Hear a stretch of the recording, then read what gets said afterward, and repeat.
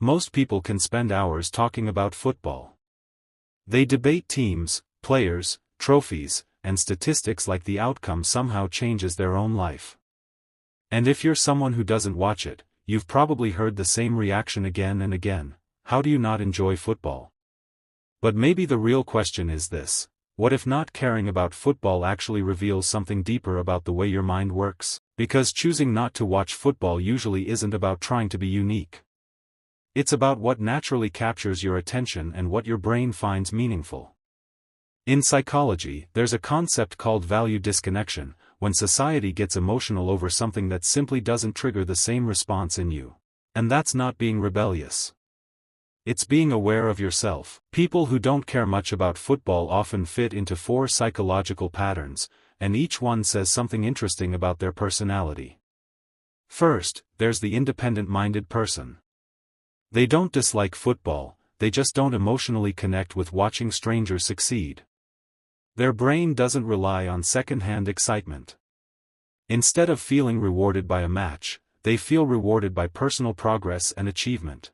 While everyone else celebrates a goal, they're wondering why they should feel emotionally invested in people they've never met. Psychologically, these individuals tend to have strong internal motivation and very little need for outside approval. They don't seek connection through collective hype or group emotion. Their fulfillment comes from improving themselves, building something meaningful, or reaching personal goals. To others, they may seem detached, but in reality they simply think independently and don't find entertainment in living through someone else's victories.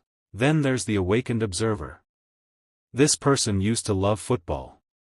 They followed every game, every tournament, every transfer. But eventually, they started seeing beyond the sport itself. The business side. The advertising. The obsession people develop towards celebrities who have no idea they exist. Psychologists sometimes describe this as existential separation, when something that once felt exciting suddenly begins to feel empty or disconnected from real purpose. They realize that cheering for a team doesn't fix their own struggles or give lasting meaning to their life. So they slowly lost interest. Not because they think they're better than everyone else, but because they stopped believing the game deserved such importance. The third type is the redirected personality. These people don't hate football either. Their passion simply exists somewhere else. Maybe it's cars, gaming, music, films, technology, or creative projects. Their brain is stimulated by things that feel more personal, interactive, or mentally engaging. Psychologically, this comes from a highly varied reward system. Their mind craves novelty, curiosity, challenge, and emotional connection in different forms. To them, football can feel repetitive or emotionally distant. But a powerful movie, a beautifully designed car, or a deep video game experience can activate their imagination and emotions far more strongly. It's not that they lack passion, they just invest it into things that genuinely excite them. And finally, there's the brutally honest realist. These are the people who openly say, "Why would I spend my time watching millionaires play while my own life feels stuck?" For them, football isn't an escape. Sometimes it's a reminder of their own frustrations, missed goals, or difficult reality. Others in this group see it even more simply. To them, it's just a sport. It doesn't solve real problems or change their everyday life.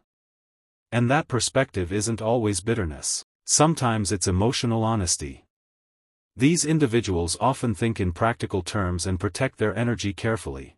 They don't like investing emotions into something that feels disconnected from their personal reality. They aren't emotionless. They're just exhausted by things that feel superficial.